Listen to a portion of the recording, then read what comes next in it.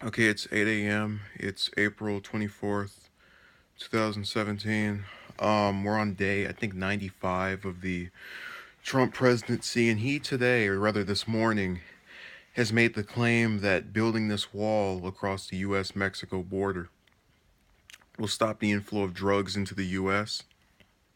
And I don't know how truthful that is because it's hard for me to believe as a person who just is aware we're very multicultural these days that building a border around one particular area is just going to completely halt the flow of drugs into this country. I don't agree with that necessarily, but whatever, we'll see. Certainly if it gets passed, uh, the bill to bring about this wall will find out. We'll test that theory, is what I'm conveying here. Our Attorney General Sessions made the claim that the Democrats should have the blame if they block a bill with the borders financing money in it, for anything that happens afterward. It's sad to say, but I don't see anything being offered by Democrats to try and offer some type of change. And the real problem here is that they're still in, the rest of us, again, today is April 24th. For them, it's still November 9th. They can't get over this election. They're still caught up and transfixed in we have to be anti-Trump, we have to be anti-Trump.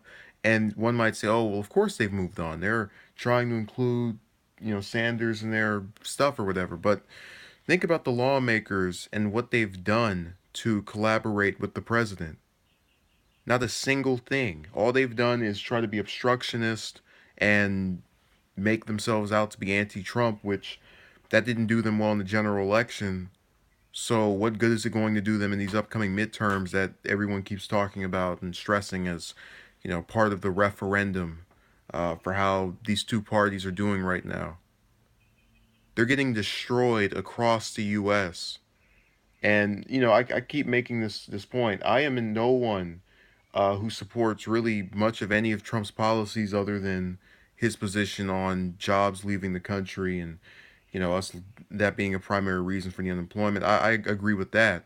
But as far as the immigration thing goes, I'm someone who's anti what he's proposing.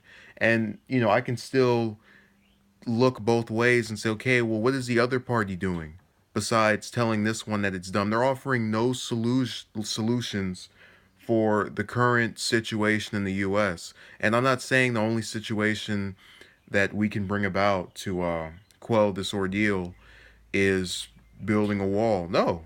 I think there are other ways that we could go about doing this, but my problem here is that I can think of these and suggest these in these videos. The people who will actually have to introduce it into legislation and hopefully convey it on whether it be the Senate floor, the House floor, in committees to their constituents, the people they represent, that has to be the politicians, and it's going to have to be the Democrats because the Republicans are mostly on board with what Trump is proposing. So, all in all, um, this day seems to mostly just be about this border wall and trying to crack the rest of these major initiatives out in a week, which is very sloppy to me. I find it really amazing how you can have an agenda of about, what was it, 8, 9 different things, and you have roughly 10 days to do each one, and still not really at this point have any of them done. But we're going to save that for the big day 100 grand finale, if you want to call it that. So the other major event earlier was the ambassador to the UN, Nikki Haley, who is one of two members of this cabinet I actually really like, or have an affinity for. She stated that the U.S. will consider military action in the event that North Korea starts up their missile test or uh, uses any of those nuclear weapons.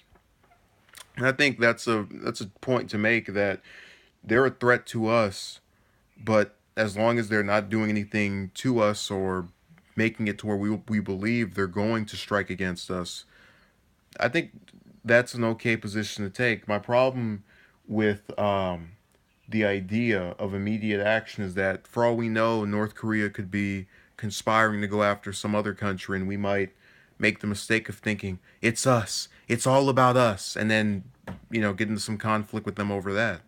Now, of course, that there's no way of proving uh, that's the case right now, but that's just a theory I'm willing to throw out here of what issues or complications may arise from that policy. I do like the fact that she said the U.S.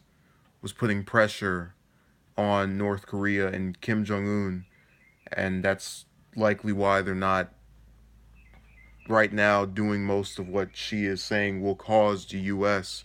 to strike back with its military might.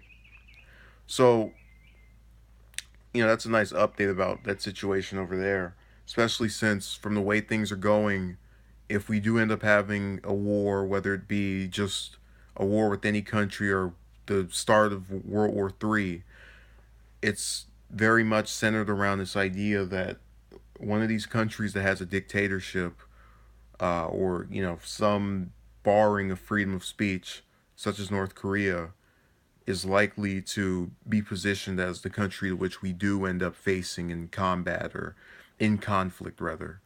And when that happens, I really do not want to think of all the blood that will be shed, but hopefully it doesn't. I really dislike wars. There's something that I think we should try to avoid as much as possible. And that those airstrikes, I disapproved of them because, not at the time, but just in thinking it over for a few days, that they were centered around the idea of let's get involved in conflicts that have nothing to do with us. And I don't like that type of policy. And right now, we're not seeing that. But again, that was only earlier this month. So I hope that we don't have a recurrence of striking someone else because we're worried about them or what they'll do or might do, even though we have no proof of it.